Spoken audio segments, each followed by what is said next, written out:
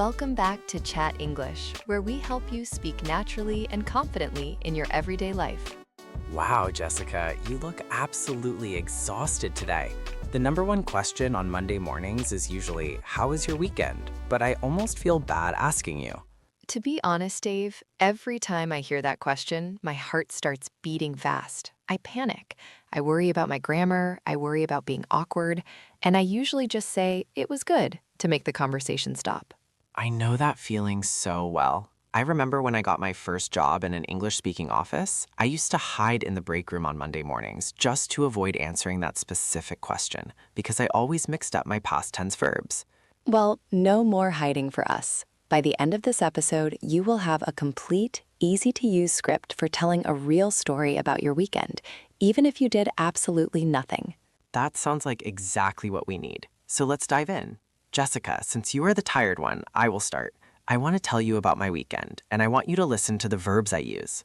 I am listening. Go ahead. Well, my weekend was actually very active. On Saturday, I went to a food festival downtown with my brother. A food festival. That sounds amazing. I can already smell the delicious food just thinking about it. It was incredible. We ate so much food. I think I had 3 different kinds of tacos, and then we drank some very fresh lemonade.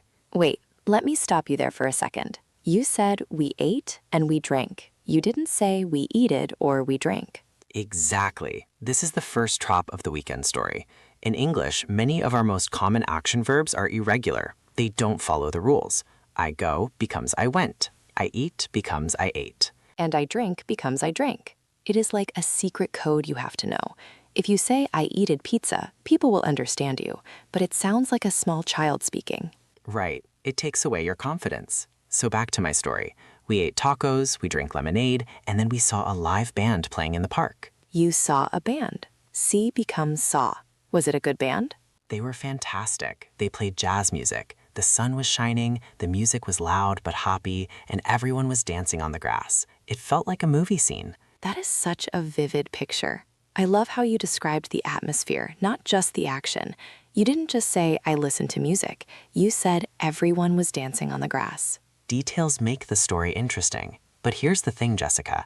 After the festival, I met some old friends for dinner. Meet becomes met. Met. M-E-T. It sounds shorter and faster. Yes, we met at a pizza place and we caught up on all our news. Caught up. That is a great phrasal verb. Can you explain that one? To catch up means to talk to someone you haven't seen in a long time and share what has happened in your lives. I haven't seen you in months. Let's catch up. I love that phrase. It feels very warm and friendly. So you went to a festival, you ate tacos, you saw a band, and you met friends. That sounds like a very busy Saturday. No wonder you look so energetic today. It was busy, but it was fun. But notice the pattern, Jessica. Went, ate, saw, met. These are the big 4 for weekend stories. Almost every active weekend uses these 4 verbs. That makes it much easier to remember. Instead of memorizing a huge list of verbs, just focus on these 4 first. I went somewhere, I ate something, I saw something, I met someone. Exactly. If you have those 4 in your pocket, you can tell a great story.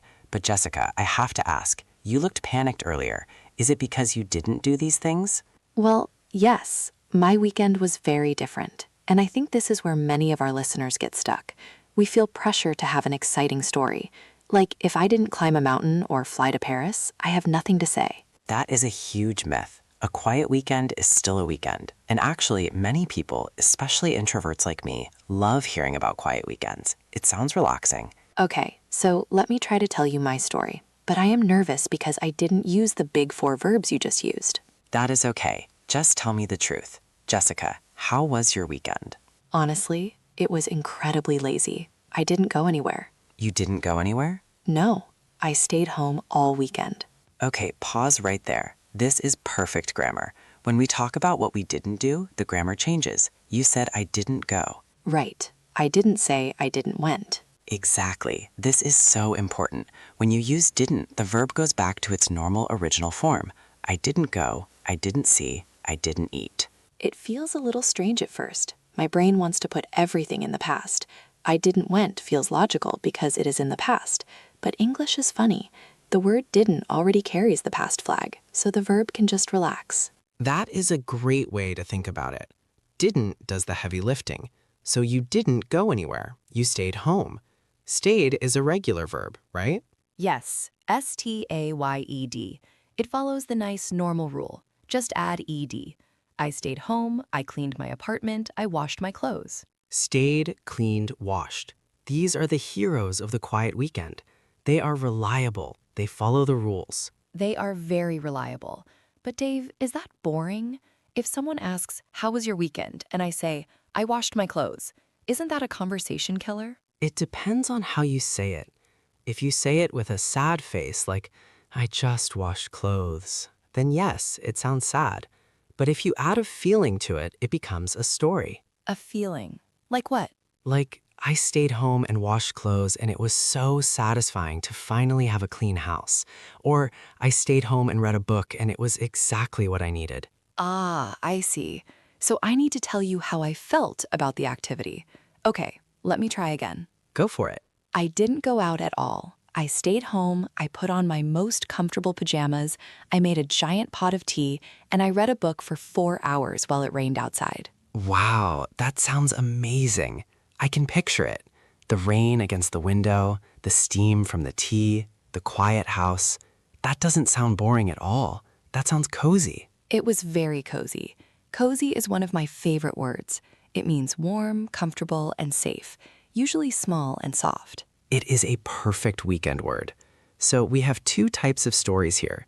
The active story with irregular verbs, I went, I saw, I ate, and the passive or quiet story with regular verbs and negatives. I stayed, I watched, I didn't go. And both are perfectly good answers. You don't have to lie and invent a party just to sound interesting in English. Never lie. The truth is always easier to remember. But Jessica, there is one more thing that happens in these conversations.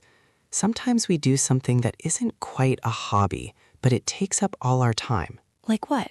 Like chores or errands. Oh, errands. That is a tricky word. I ran errands. Yes, I ran errands. It sounds like you are jogging, but you are not. Can you explain what errands are? Errands are those small trips you have to take to keep your life running. Going to the post office, going to the grocery store, going to the bank, picking up dry cleaning. They are boring but necessary tasks. Exactly. So if you spent your Saturday driving around town doing these things, you can just say, I ran some errands. Note the verb there, ran. It is the past tense of run. I ran errands. Even if you walked or drove, we say ran. English is weird, isn't it? It is very weird, but I ran errands makes you sound very productive. It sounds like you are a busy, important person getting things done. It does. I ran errands all morning. Very professional. Before we move on to the next part, I want to ask our listeners a quick favor. If you are enjoying this conversation and learning new phrases for your Monday mornings, please consider subscribing to the channel. It really helps us create more of these dialogues for you. Yes, and hit the like button if you have ever felt panic when someone asks about your weekend. We want to know we are not alone. Okay, Dave, we have the verbs. We have the went, saw, and the stayed, watched. But a story needs a little more flavor. We need adjectives. Yes, you can't just list facts. I went to the park, I ate a sandwich, I came home. That sounds like a police report. A police report. Suspect went to park at 1200 hours. No, we want a conversation.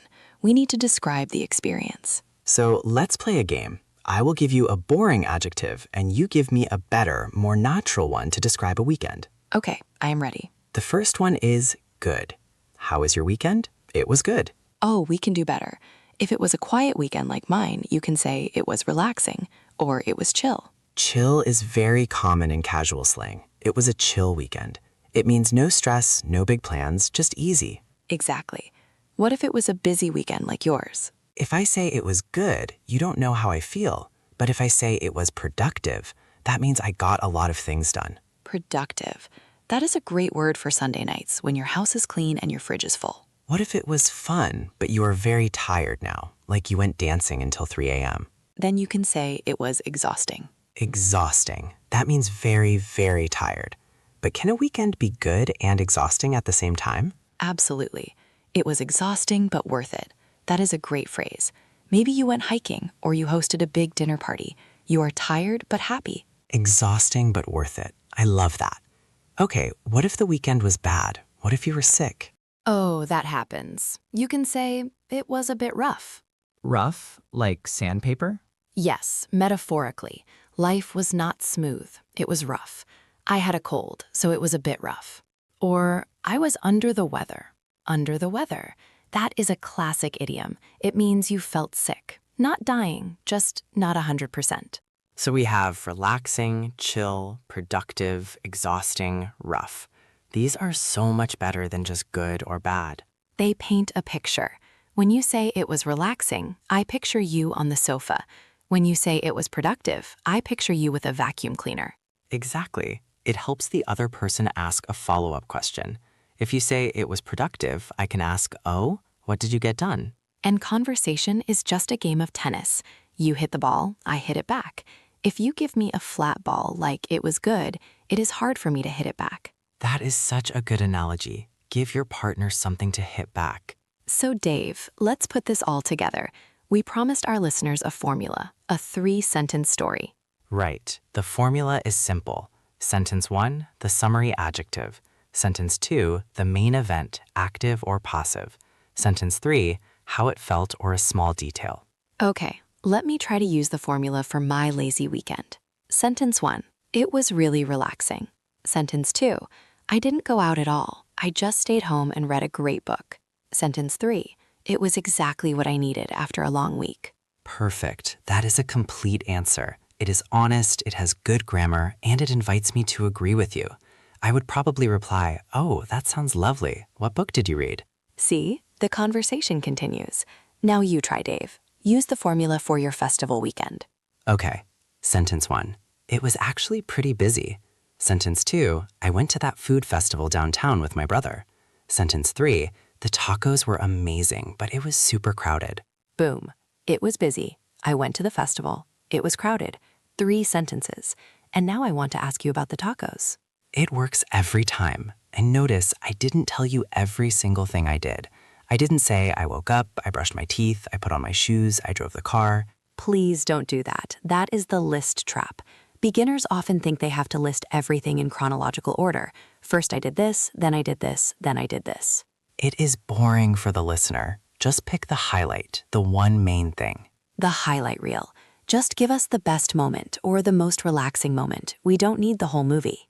Unless something crazy happened, like I was brushing my teeth and the sink exploded. Okay, if the sink exploded, please tell us that story first. Forget the tacos. How was your weekend? Well, my sink exploded. That is a winner. Definitely. But hopefully most weekends are normal. Jessica, I have a question about the Monday morning context. Sometimes people ask, did you do anything fun instead of how was your weekend? Oh, that is a trap question for introverts. Did you do anything fun implies that you should have done something exciting. Right. If I stayed home and stared at the wall, I feel pressure to say, no, I am boring. Don't feel that pressure. You can reframe the definition of fun. You can say, yes, I finally caught up on my sleep. It was wonderful. Caught up on sleep. Another great phrase. It implies you were behind on sleep, like a debt, and now you paid it back. Exactly. Sleep debt is real. Or you can say, not really, I just took it easy. I took it easy. That is a great phrase for doing nothing. It sounds intentional. You chose to relax. I took it easy. It sounds cool, like you are a relaxed, chill person, not a lazy person hiding in pajamas. Perception is everything. I was lazy sounds bad. I took it easy sounds smart. I love that. Words have power. Before we wrap up, I want to practice one more scenario, the social weekend. What if you spend time with family? That is very common. I visited my parents. Visited, regular verb, visited. Yes, I visited my parents. We had a big family lunch. Had, irregular. Have becomes had. It was nice to see everyone. That is a lovely 3-sentence story. It was nice. I visited my parents. It was good to see them. Simple, polite, warm. And if you had to travel, I went out of town. I went out of town. That means you left your city. I went away for the weekend. I went away. That sounds mysterious and exciting. Where did you go? I went camping. I went to the beach. Note the went again. It is always went. You cannot escape the went. It is the king of the weekend verbs. Long live the king. Okay, let's do a quick recap of the grammar we discovered today, because we covered a lot of ground naturally. We did. First, we have the irregular club for active stories. I went, I saw, I ate, I met, I had. You just have to memorize these. Put them on a sticky note on your mirror. Went, saw, ate, met, had. Then we have the negative past for quiet stories. I didn't go, I didn't do, I didn't see.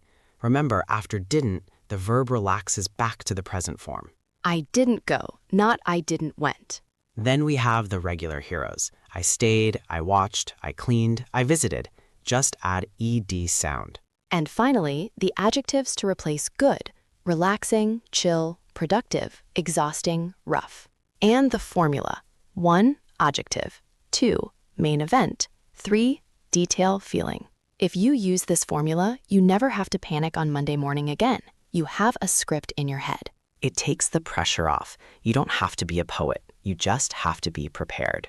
And remember, your story doesn't have to be amazing to be interesting. Connection happens when we share the small things. I drank a great cup of tea connects us just as much as I flew a helicopter. Maybe even more. I drink tea every day. I have never flown a helicopter. I relate to the tea story. Exactly. We are looking for connection, not to impress people. Well, Jessica, I feel much better about my next Monday morning conversation. Me too. I feel ready to answer the question. We hope you enjoyed this conversation about weekends. It is time for you to practice what you learned. Yes, now it is your turn. We want to hear from you. Please leave a comment and tell us, what did you do last weekend? Use the formula. Tell us one thing you did with I went or I stayed, or tell us one thing you didn't do with I didn't. I went to the park or I didn't leave my house. We want to read your stories. It is the best way to practice. And please don't forget to subscribe to the Chat English channel if you haven't yet.